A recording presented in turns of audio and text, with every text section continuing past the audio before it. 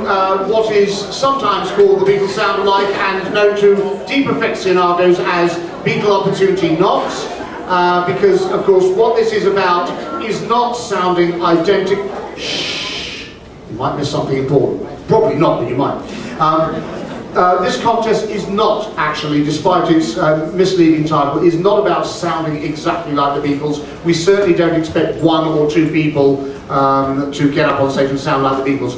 What we are about is the spirit of the Beatles, and what is fun to do is come up here either as a solo or a duo and perform your favourite Beatle song or Beatles solo song, and just put into it what you feel about the Beatles. And the audience, you the audience, are the judges. We have Daddyo, Victoria and myself who will gauge your response to the individual artists, and we have to calibrate that a little bit because this contest goes over usually takes about 10 or 12 hours to get through all the performers. So we gauge it based on how many people are reacting over the period of time. It actually runs till about 4 o'clock. There are a few rules about it that I'd just like to stress, and this is very much for the benefit of the musicians who've already signed up. We've got your names here, of course, and also for you, the audience, in case you're curious. First of all, it is open just to soloists or duos.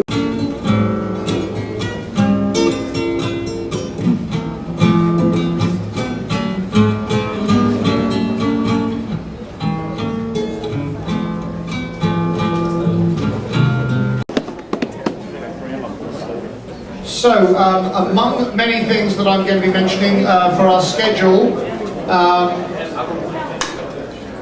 coming up, some of you may know that I've had the very exciting project at the moment of working on the DVD of A Hard Day's Night.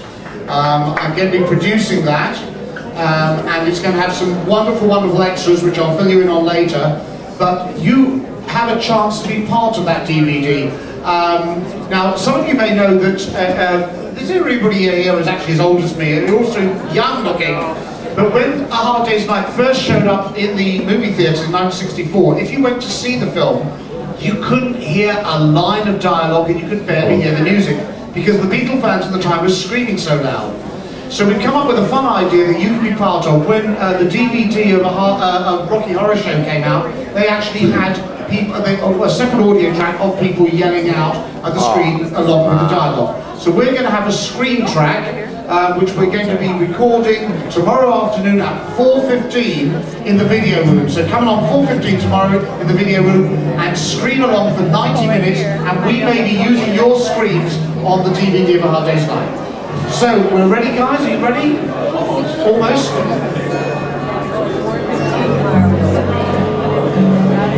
Ladies and gentlemen, this is the 25th Beatlefest at Chicago, and that is in no small part due to the man who started Beatlefest and who runs it today, Mark Lapidus, the man who started Beatlefest.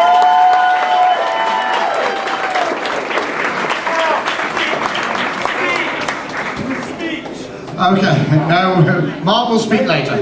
So, okay, are we ready? Yes. Okay, we're there. Okay, from Ann Arbor. In fact, the first time I came to America, I kept thinking there was a singer-songwriter called Ann Arbor. I kept looking around for her albums. From Ann Arbor, Michigan, for Derek and the Daddyo, Beatle Opportunity Knocks. Yeah.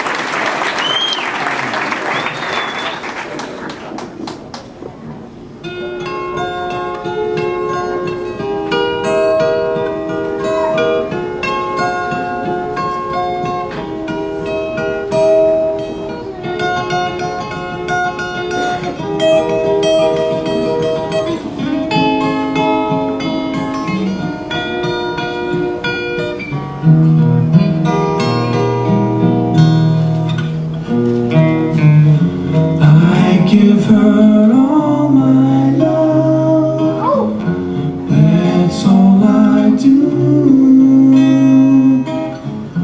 And if you saw my love, you'd love her too. I love her.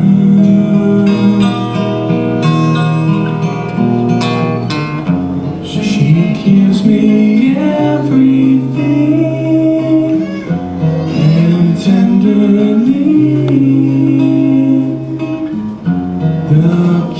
my lover brings, she brings to me, and I love her.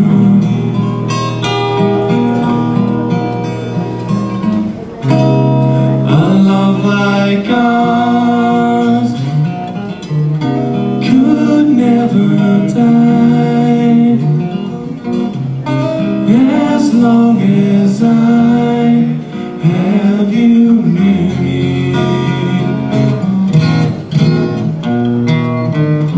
Bright are the stars that shine, dark is the sky. I know this love of mine will never die, and I love her.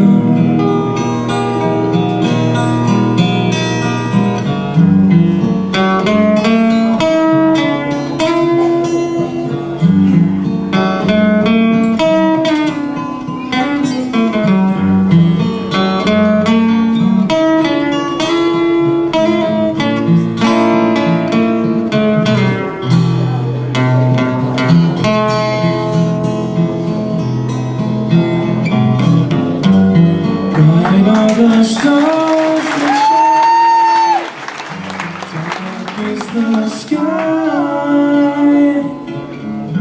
I know this love of mine will never die, and I love her.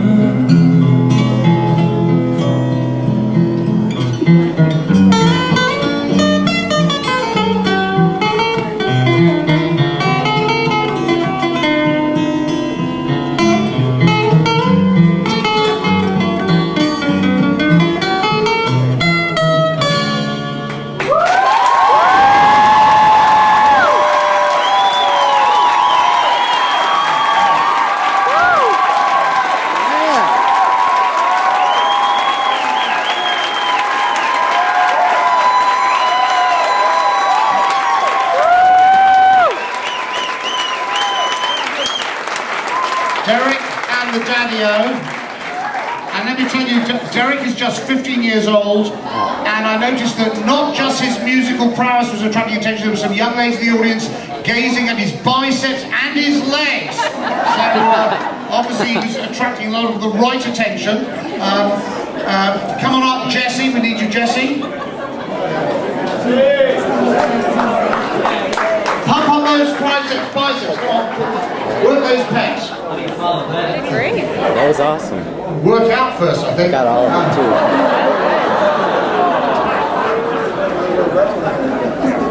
The Beatles were not just about musical appeal, there was a teensy little element of visual appeal there, and you're welcome to go for that too. And also, and on a serious note, one of the reasons why I rail every year, politely, but rail against the word, calling this the Soundalike, that did not sound alike the Beatles. That sounded wonderful because they had given some thought to adding something of their own to the Beatles, and that's why, not that there's anything wrong with doing it like the Beatles, but I think both types of performance are welcome. That's why I think we should have a broader title for this